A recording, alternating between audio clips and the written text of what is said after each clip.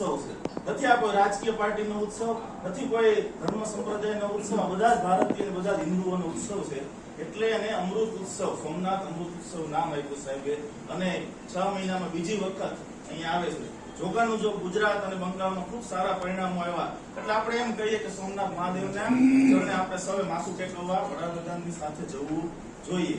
આ વાત છે. સોમનાથની ઘટના ગણીએ તો અસંખ્ય 1000 વર્ષના ઇતિહાસમાં આ સોમનાથ મંદિર કેટલાય લોકોએ રાજા ભોજથી લઈને સિદ્ધરાજ જયસિંહથી લઈને કર્ણદેવ સોલંકીથી લઈને કુમારપાળથી લઈને આ બધા જ રાજાઓએ સોમનાથનો સમય જીણવવા થયેલો. પણ એટલા જ પાછા આક્રાંતાઓ આવીને સોમનાથ મંદિર તોડીને હમણાં 300 વર્ષનું આપણે અહલ્યાબાઈ હોલકરનો ઉત્સવ પણ ઉજવો. ઇન્દોરના મહારાણી એમણે પણ સોમનાથનો જીર્ણોદ્ધાર કરાયો. ગાયકવાડ સરકારે પણ યાત્રી ભવન બનાવીને ત્યાં કેટલાય બધા લોકોને સોમનાથ માટે કામ કર્યું છે. બીજું કે આપણા જ પરગણાના વીર હમીરસિંહ ગોહિલ હોય કે વેગડા ભીલ હોય, એમણે પણ સોમનાથથી સખાતે આપણે સોમનાથ જઈએ એટલે વાકી પંથકના આપણો જ પંથક કહેવાય એ વીર હમીરસિંહ ગોહિલની સૌથી મોટી પ્રતિભા છે સરદાર સાહેબની. એણે પણ સોમનાથનું રક્ષણ કરવા માટે પોતાના બલિદાનો આપ્યા. એટલે ઐતિહાસિક મહત્વ અસંખ્ય છે. એ સરદાર સાહેબથી લઈને કનૈયાલાલ મુનશીથી લઈને ગાયકવાડ સાહેબથી લઈને રાજેન્દ્ર પ્રસાદથી લઈને બધાનું જામ સાહેબથી લઈને ખૂબ મોટું યોગદાન છે.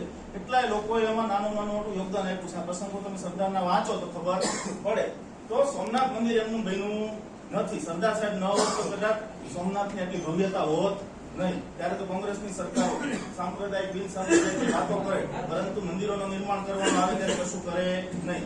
આ સ્થિતિમાં અત્યારના લોકોને, અત્યારની જનરેશનને, આપણી ભાવિ પેઢીને, યુવાનોને, બહેનો દીકરીઓને આ ઐતિહાસિક બાબતોથી વાકેફ કરવા માટે આ સોમનાથ અમૃત ઉત્સવ નામનો કાર્યક્રમ નરેન્દ્રભાઈ પોતે આવે છે અને આપણે સૌને બોલાવે છે. તો આ કાર્યક્રમ સફળ કેવી રીતે થાય? હું એકલો નહીં કરી શકો, પ્રદીપભાઈ, મનોજભાઈ કે ઘનશ્યામભાઈ કે અમે પ્રભારીઓ કરી નહીં શકીએ. તમારે બધાય કરવાનું છે. હોશે હોશે જવાનું છે. લોકોને સમજાવવાનું છે. પહેલા તો કઈ રાજકીય કાર્યક્રમ નથી, સરકારનો કાર્યક્રમ છે. નરેન્દ્રભાઈ આવે છે એટલે બધા એમ કે ભાજપનો કાર્યક્રમ, એવું કઈ નથી. લોકોને સમજાવવા પડે કે ભાઈ સોમનાથ મંદિરનો જીર્ણોદ્ધાર થયો, એનો 75 વર્ષ થયા, એની ઉત્સવની ઉજવણી રૂપે આપણે સોમનાથ જવાનું છે. નહીં કે અહીંયા કોઈ ચૂંટણીની વાત નથી કરવાની, ત્યાં કોઈ રાજકીય વાત નથી કરવાની, આપણે જેને કહીએ એને પણ નથી કહેવાનું. આમાં ભારતીય જનતા પાર્ટીના શુભેચ્છકો હોય, મતદારો હોય, અન્ય પાર્ટીના શુભેચ્છકો સોમનાથ બધા માનતા જ હોય, બધાને આપણે આમંત્રણ આપવું પડે. સરકારશ્રી દ્વારા સરસ રીતે બધું સંચાલન વ્યવસ્થાપન તંત્ર ગોઠવાનું છે. પ્રશાસન દ્વારા બધી તૈયારીઓ છે. તાલુકાને 10 બસ આપવામાં આવી છે અને શહેરોને 5 બસ આપવામાં આવી છે. આ બધી જ બાબતોમાં ભવ્ય ઉત્સવ 125મી સરદાર સાહેબની જન્મ જયંતિ, સરદાર સાહેબની જન્મ જયંતિ 150 વર્ષ તો ગયા જ હમણાં. આ સ્થિતિમાં આપણે આ ઉત્સવ ઉજવવા જઈ રહ્યા છીએ. પ્રશાસન આપણી સાથે છે. લોકોને પણ મેં કીધું અગાઉ વાત સમજાવો કે રાજકીય પક્ષનો કાર્યક્રમ નથી. આ આપણી અસ્મિતા, આપણી સંસ્કૃતિ, આપણી વિરાસત, આપણા ગૌરવનો ઉત્સવ છે. આપણે આ પરગણાના છીએ. દ્વાદશ જ્યોતિર્લિંગમાં સોમનાથ સૌથી પ્રથમ એનું સ્મરણ થાય છે અને આખા દેશભરના લોકો સોમનાથ દર્શનાર્થે આવે. સોમનાથ ટ્રસ્ટની રચનાની મેં વાત કરી. અડવાણીજી આ ટ્રસ્ટના પ્રમુખ હતા. મુરબ્બી સ્વર્ગસ્થ કેશુબાપા પટેલ પણ આ ટ્રસ્ટના પ્રમુખ હતા અને હાલ આ ટ્રસ્ટના પ્રમુખ ખુદ પોતે નરેન્દ્રભાઈ મોદી છે. ત્યારે સોમનાથનો વિકાસ છેલ્લા 15-20 વર્ષમાં આપણે બધાને કલ્પના છે. 25 વર્ષ પહેલા તમે સોમનાથ ગયા ત્યારની સ્થિતિ શું હતી, આજની સ્થિતિ શું છે? તો આ લોકોને વાકેફ કરીને આપણે સૌને સાથે જોડવાના છે. નહીં કે રાજકીય પાર્ટીનો કાર્ય. લોકોના મનમાં એમ છે નરેન્દ્રભાઈ આવે છે એટલે રાજકીય કાર્યક્રમ. અત્યારે કોઈ ચૂંટણીઓ નથી. મેં કીધું એમ ચૂંટણીઓ પૂરી થઈ ગઈ છે, રાજ્યમાં પણ પૂરી થઈ ગઈ છે, દેશમાં પણ પૂરી થઈ ગઈ. આપણા પક્ષમાં સારા પરિણામો પણ આવ્યા છે. છતાં પણ લોકો પ્રત્યે એક ભાવના તરીકે આ દેશ અમે અગાઉ કીધું ધર્મો રક્ષતી રક્ષિત, ધર્મ બચશે તો આપણે સૌ બચીશું. જ્યાં જ્યાં ધર્મ ભેટો છે ત્યાંથી આપણે ભૌગોલિક ભાગથી દૂર થઈ ગયા. 1947 પહેલા પાકિસ્તાન, બાંગ્લાદેશ, કાશ્મીર. તો આ વાત એમ છે કે આપણા સ્વાભિમાનનું પર્વ છે. જે રાષ્ટ્રના નાગરિકો પોતાના વડીલો માટે, પોતાના પૂર્વજો પ્રત્યે, પોતાના શાસકો પ્રત્યે અને પોતાના રાજાઓ પ્રત્યે સ્વાભિમાન અને ગર્વ નથી અનુભવતા, એ રાષ્ટ્રનું અધોપતન ઝડપથી થાય છે. આ સ્થિતિમાં લોકોને સમજાવવા માટેના ઉત્સવો નરેન્દ્રભાઈ હંમેશા અને સરકારી તંત્ર મહેનત કરે છે. આ સ્થિતિમાં આપણે જોડાવવું જોઈએ. આયોજનની વાત છે તો 10 બસ તાલુકામાં અહીંયા અધિકારી શ્રીઓ આવ્યા છે. રૂટ હશે ક્યાંથી ઉપડવાના સંગઠનના લોકોને કહું છું, પ્રદીપભાઈ અને પ્રકાશભાઈ રૂટમાં પહોંચવું એવું છે.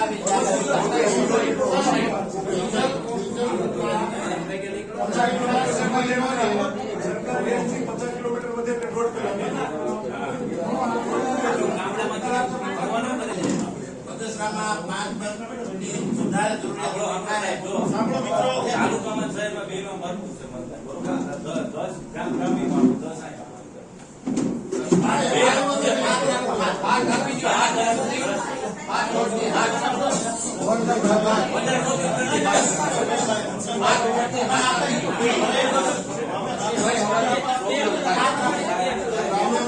બગસરા શહેરમાં 5 બસ કરતા વધારે પડતી જરૂર પૂરી થાય. વોર્ડ વાઇઝ 1 નંબરના વોર્ડમાંથી બસ ભરાય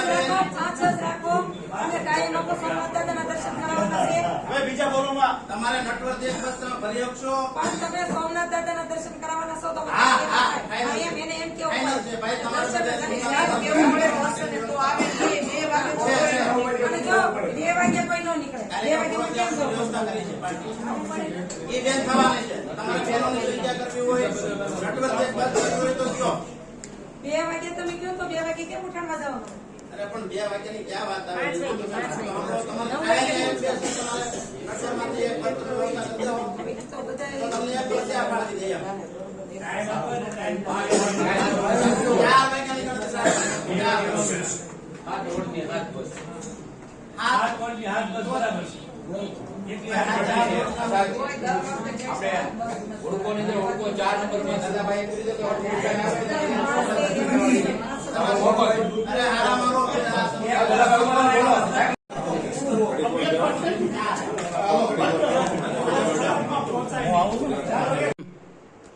દીપક વઘાસિયા, ઉપપ્રમુખ જિલ્લા ભાજપ અમરેલી, પ્રભારી બગસરા તાલુકો. આજે બગસરા તાલુકાના કાર્યકર્તાઓ, જીતેલા ઉમેદવારો અને મુખ્ય આગેવાનોની એક મીટિંગ એપીએમસી બગસરા ખાતે યોજાયેલ. આ મુખ્ય બેઠકનો ઉદ્દેશ એ હતો કે આવતી 11 તારીખે આ દેશના યશસ્વી વડાપ્રધાન આદરણીય શ્રી નરેન્દ્રભાઈ મોદી સોમનાથ અમૃત મહોત્સવમાં પધારી રહ્યા છે. આપણે સૌને ખ્યાલ છે કે 1951માં સરદાર સાહેબના સંકલ્પથી સોમનાથ મંદિરનો જીર્ણોદ્ધાર થયો. આ ઘટનાને 75 વર્ષ પૂર્ણ થાય છે. ત્યારે આ સોમનાથ અમૃત મહોત્સવમાં બગસરા તાલુકાના નાગરિકો, લોકો, શ્રદ્ધાળુઓ વધારે સંખ્યામાં આ કાર્યક્રમમાં ભાગ લે તે હેતુથી આજની આ બેઠક આયોજન માટે યોજાયેલ અને આયોજનના અંતે શાસકો, પ્રશાસકો, તંત્ર વગેરેના સહયોગથી બગસરા તાલુકામાંથી 10 થી 15 બસો સાથે શ્રદ્ધાળુઓ, નાગરિકો અને સોમનાથ ભગવાનના શ્રદ્ધાળુઓ સોમનાથ ખાતે આ અમૃત મહોત્સવમાં હાજરી આપી નરેન્દ્રભાઈના કાર્યક્રમમાં ભાગ લેવા જવાના છે.